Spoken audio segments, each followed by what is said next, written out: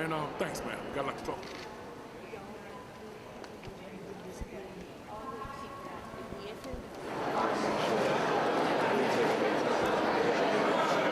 Good afternoon. Good afternoon. It's a pleasure for all of you on a rainy day can come to this Capitol. I have a lot of memories of this Capitol. I served here for 14 years. Some of the best years of my life were served in this great building. So I thank you for an historical event. First of all, I'd like to thank my co-founder and co-chair of the Our Brown and Black Presidential Forum, Ms. Mary Campos, who has worked for me over the past 3 decades to organize this historical event. I would also like to thank Governor Terry Branstad, U.S. Representative David Loebsack, our Republican Chair Jeff Kaufman, and our Democratic Chair Andy McGuire for being at this historic event and being honorary co-chairs.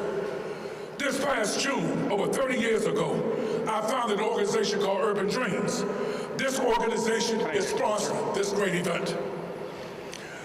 I'm very happy that the board and staff of Urban Dreams is at this great event. Can the board and staff of Urban Dreams at least raise your hand, please? Thank you very much.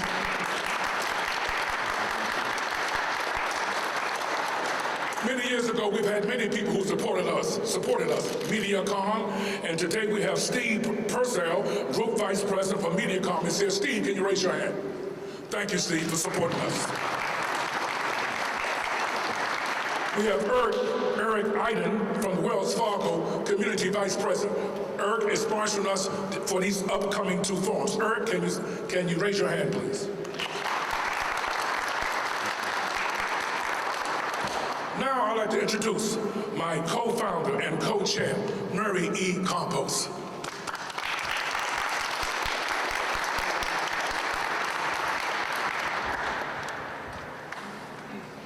Good afternoon. Buenas tardes. Thank you for joining us in this memorable occasion. Gracias por su presencia y su apoyo en este día tan grandioso. Nuestra voz es nuestro voto. Our voice is our vote. We need to reach out to those who are not registered, advocate to all voters to exercise the right to vote. We must continue to register all eligible voters. The Brown and Black Presidential Forum was founded not to build walls, but to take down these walls that strive to deprive us citizens of being educated and well-informed of our voting rights.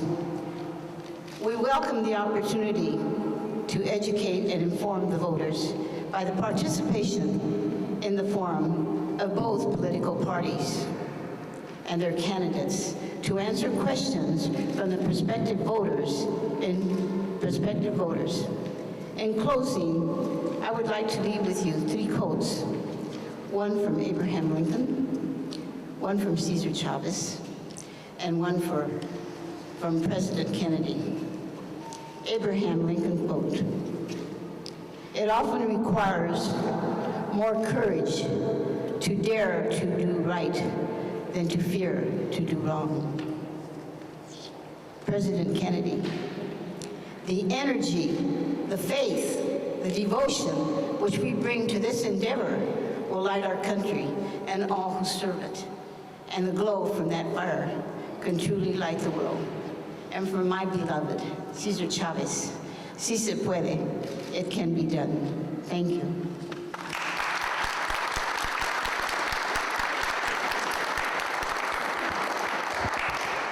Thank you very much, Mary. Almost 40 years ago today, I organized our first minority presidential forum of the Concerned Citizens for Minority Affairs. Senator Fred Harris, Sergeant Shriver, Birch Bayh, and Jimmy Carter served as surrogates to the great state of Iowa to discuss minority issues. In 1984, Mary Campos and I got together to create what's now called the Our Brown and Black Presidential Forum, the oldest minority forum in America.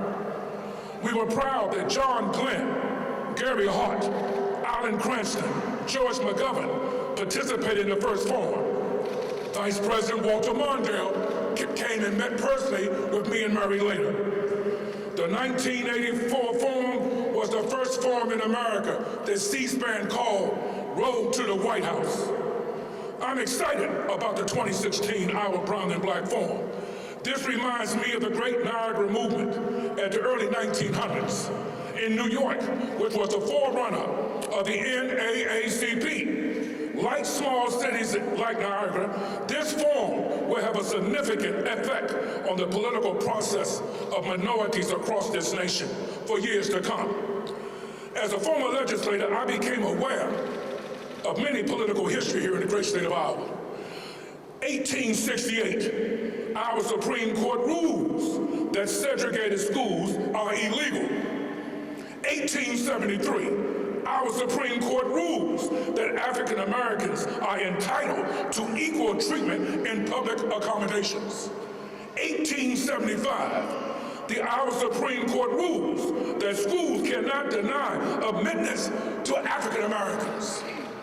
1880, our Constitution amended to allow African American men to serve in the Iowa General Assembly. 1948, before Rosa Parks, we had Edna Griffin. She helped prohibit discrimination and public accommodations in Iowa. 2008, I know a little bit about this. Iowa was the first state in America to pass the Minority Impact Bill. My colleagues on both sides helped me support that bill.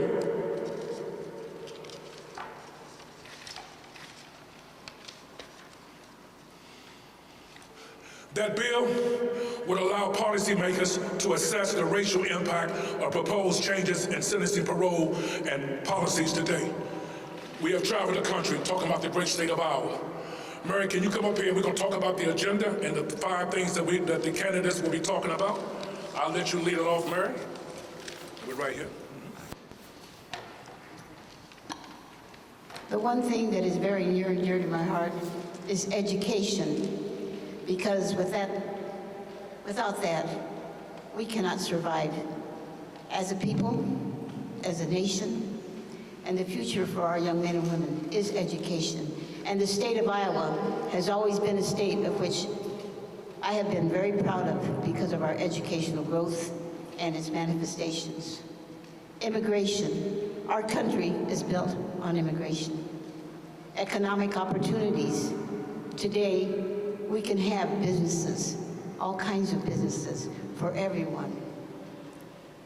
Wayne, would you like to mention healthcare? Yes. The other 2 will be healthcare. Minorities are affected by healthcare in so many ways. I see my Dr. Dennis Zachary out there. I'm diabetic. So many things that we do and we shouldn't do. I'm glad that we're going to talk about healthcare, and under healthcare, we'll talk about mental health. Criminal justice. I don't have to say anymore. Those will be elements that we will talk about, and we will ask the presidential candidates in the Republican Party and the Democratic Party, what would they do in these areas once they become president? And it's my great honor. The Brown and Black Coalition is very pleased that Iowa Governor Terry Branstad accepted to be honorary co-chair of this historic event. Ladies and gentlemen, the Governor of Iowa, Terry Branstad.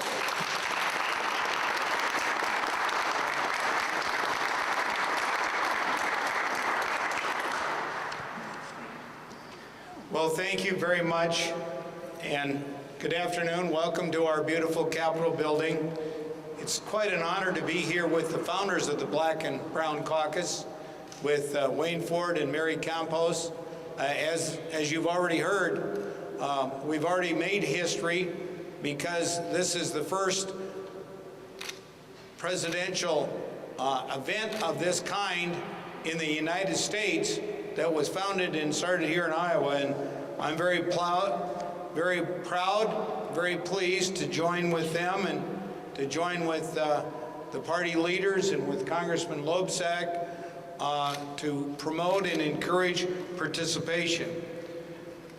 This is a great bipartisan effort to maintain Iowa's leadership position in the nation in the presidential selection process. Today is a special day because Once again, Iowa is demonstrating how we will continue to earn our first in the nation status by discussing and debating issues that are important to all 50 states and to all communities in Iowa and across the country, especially the minority communities. The Brown and Black Forum has been highlighting issues of importance to the minority communities for 30 years. Today, I'm pleased to be a part of this announcement that for the first time, the Republican Party of Iowa is joining the Democratic Party in hosting this Brown and Black Forum for our candidates. Chairman Coffin, Co-Chairman Holford, and the Republican State Center Committee have made reaching out to new communities a priority, and I think it is good for the Republican Party of Iowa, for the people of Iowa, and for our first in the nation status. It's important as ever that we continue to be a very welcoming and inclusive state. Wayne Ford pointed out some of the historic significant things where Iowa has been a leader. 50 years ago, we had the Iowa Civil Rights law that was passed, and we just recently have celebrated the history of that and success of implementing it and improving it over the last 50 years. So today, we are again continuing Iowa's leadership, and I just want to say these forums will give a voice to these important issues on the large stage of choosing the next leader for the United States of America. So thank you all for being here.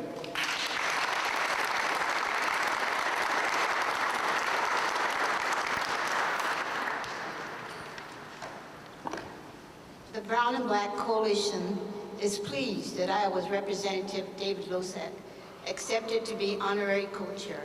Ladies and gentlemen, Iowa Representative David Loebsack.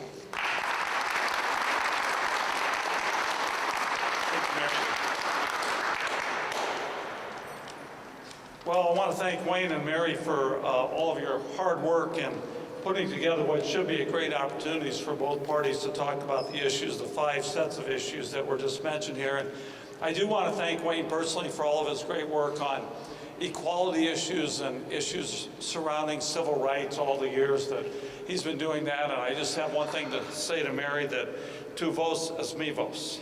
So thank you very much.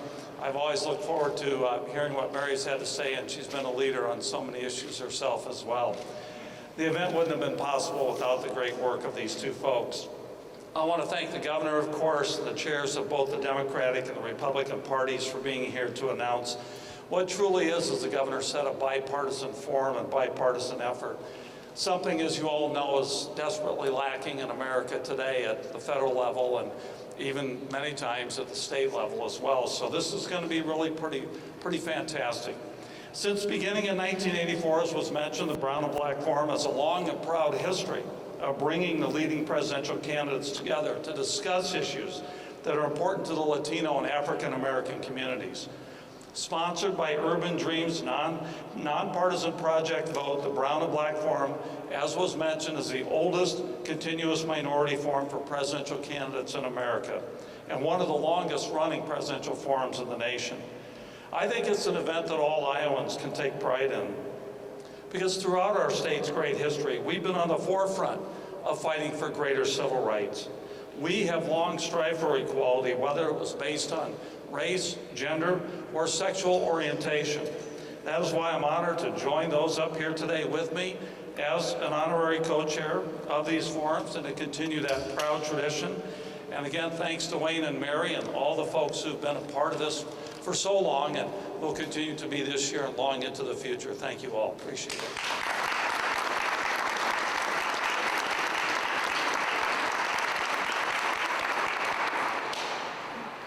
After serving for 14 years up here, you've developed good relationships. I see some of my colleagues in the House right now. You know, Representative K.O., Bruce, where's Mark? We're my former leader at Mark. And I see many people that I work with. But here's what happened between me and Jeff Kaufman. And we need to talk about this because what goes on in America. Me and Jeff served together upstairs. Me and Jeff was on different sides of the ideas many times.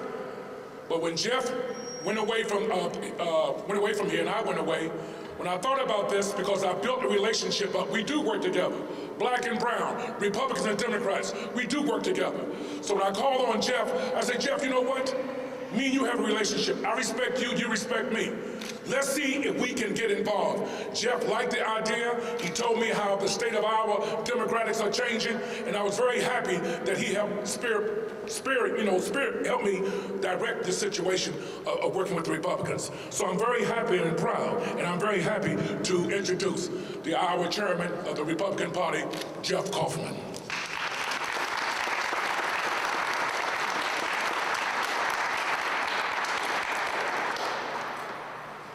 I'm not even going to look at my prepared remarks. I got a few things to say. And what is so sorely needed in this country on these issues is a dialogue, a conversation, and a civil dialogue. And when Wayne Ford called me and introduced this, I remember Representative Ford, I loved your speeches on the House floor. I knew that Wayne was a person who could be trusted. I knew where Wayne's heart was, which is the most important thing for a person to know. And Representative Ford, it's going to be a pleasure to be in the arena with you again. I'm very proud of that, and thank you for asking.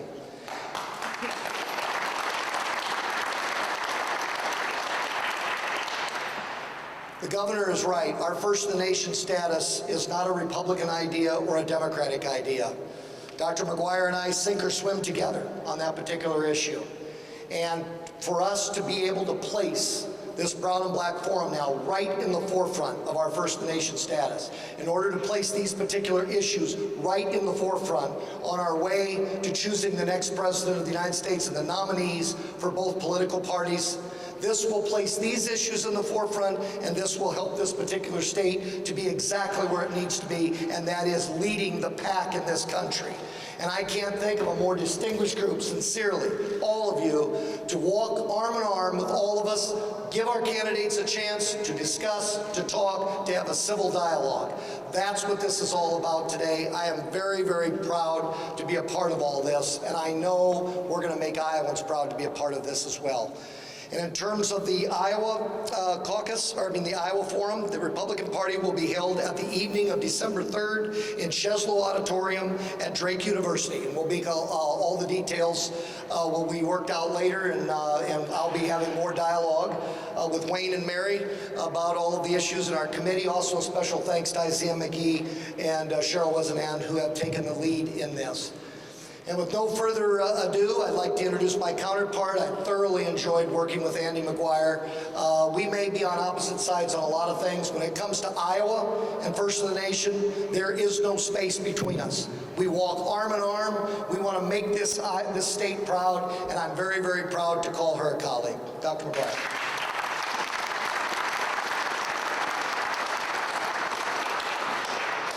Jeff, I appreciate that. Thank you all for coming today on a rainy day.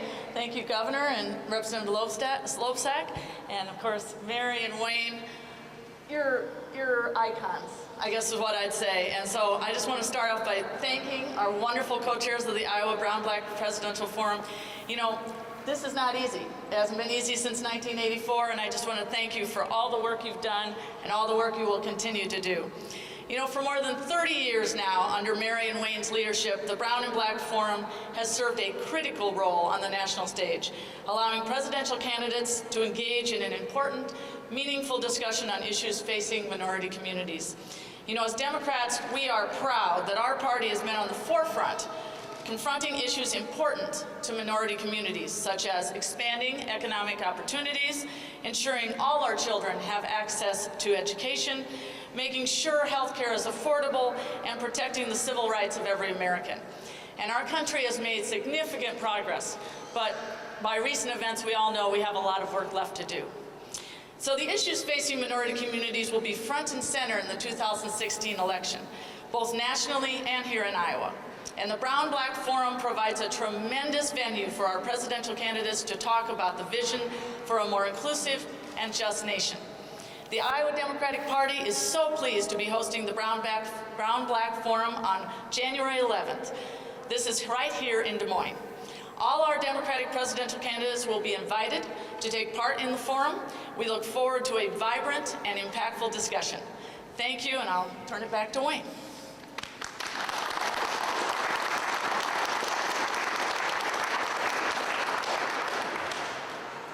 First of all, again, I want to thank everybody, and I see so many people here behind, but I see Representative Miller, who sat next to me for many years, and yes, Representative, I'm glad we served together. I see Bo, that young black man right there, is one of our leaders in our community. He brought some young kids with him. When we had the problem in Florida, I brought some kids up here. They got very upset what happened to Trayvon. So I brought some kids up here, and they were very angry. And I told them they want to make a difference, become a legislator. So in this House, in the 1800s, when they were hanging blacks in the South, they were working together in this great state. So as we and the younger generation, who maybe don't know about those things I talked about, you baby boomers, who you know how great this state is, you remember Edna Griffin. So I want us to recognize the country. We can show an example to America. Our history speaks for itself. Before Rosa Parks, there was Edna Griffin. I can go on and on and on, but we got to pass this on to the younger generation. I really mean that. We're gonna open this up to the press. Mary, come on up here, Mary. And the press, if you got any questions, we open up to the press, to all of us, excuse me. But we're gonna stay with the brown and black. There's 100 things we can talk about, but we're gonna stay on this great historical event. Anyone in the press want to ask any questions of anyone else, we can answer. Press, it's your time.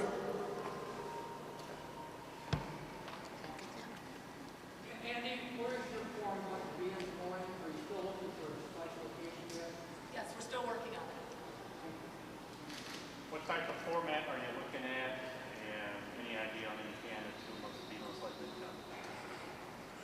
I can speak on the Democrats, Jeff can speak on the Republicans. There's a format that the DNC has requested all forums in America to do. This will not be a debate. It will not be a debate. So we will go along with the guidelines of the DNC. Andy, is there any more, Andy, besides that? That's absolutely it. Okay. Jeff? We also have the RNC rules. This cannot be a debate. It will be a forum type, one of the candidates up on the stage at a time, make sure everything goes according to what the national rules will be. Anyone else? Gary? Yes. Have you gotten any specific commitments from any candidates that they will participate? Our invitations went out at 1 o'clock. And ours have not gone out yet, so we're hopeful. And typically, it has been very well attended. Yes.